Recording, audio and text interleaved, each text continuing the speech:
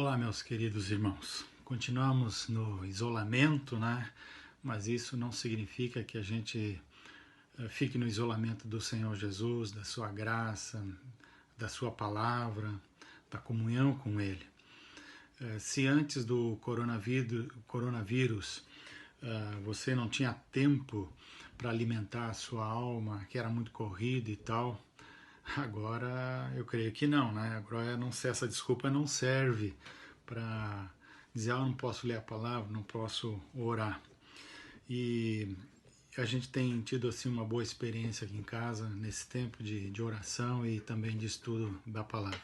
Quero convidar você para abrir a sua Bíblia no livro de Marcos, capítulo 4, do versículo 35 a 41. Eu não vou fazer a leitura do texto, mas eu vou comentar alguns versículos aqui, destacando eles. É onde Jesus sai com seus discípulos em alto mar e ele vai acalmar uma tempestade. E tem várias lições. Eu vou destacar duas lições importantes aqui. A primeira lição é que as tempestades da nossa vida, elas são um fato, é uma realidade.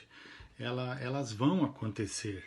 E ninguém pode prever o amanhã. Só Deus é que sabe do amanhã. Quando os discípulos saem para o alto mar, o versículo 37 diz que levantou-se um grande temporal.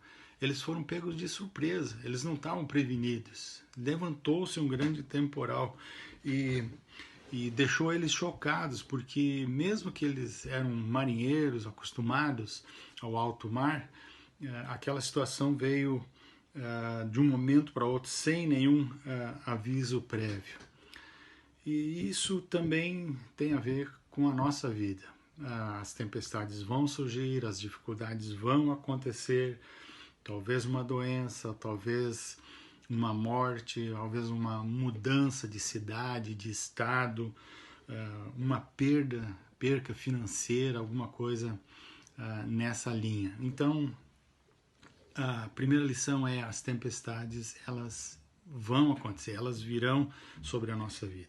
A segunda lição que eu quero destacar é que as tempestades, elas vêm para provar a nossa fé. Elas vêm, na verdade, para ajudar a melhorar a nossa fé. Isso é muito importante. Normalmente nós não gostamos de coisas difíceis aconteçam na nossa vida, né? Mas o Senhor Jesus até fala disso no versículo 40, diz: olha, vocês são tão tímidos, vocês não têm fé.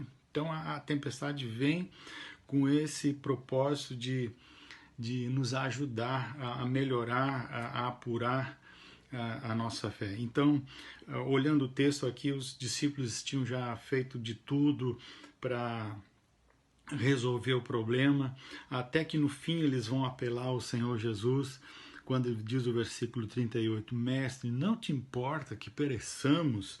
O Senhor não está vendo, nós vamos morrer, o barco está afundando, e o Senhor está aí dormindo, o Senhor não vai fazer nada?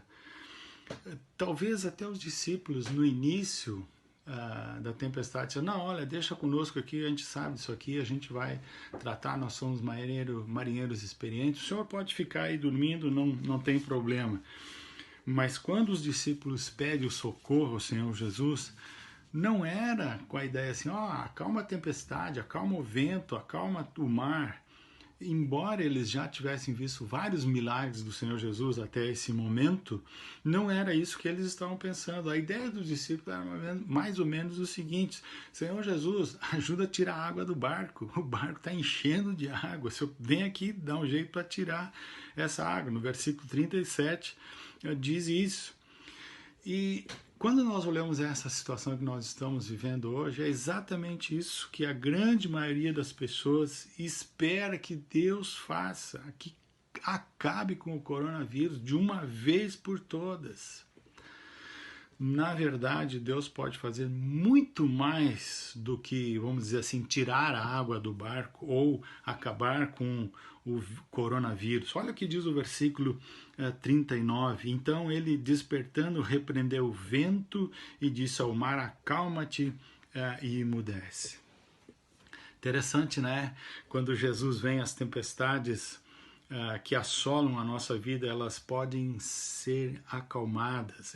As tempestades, elas podem se transformar numa grande bonança. Qualquer tipo de tempestade, o Senhor pode fazer isso.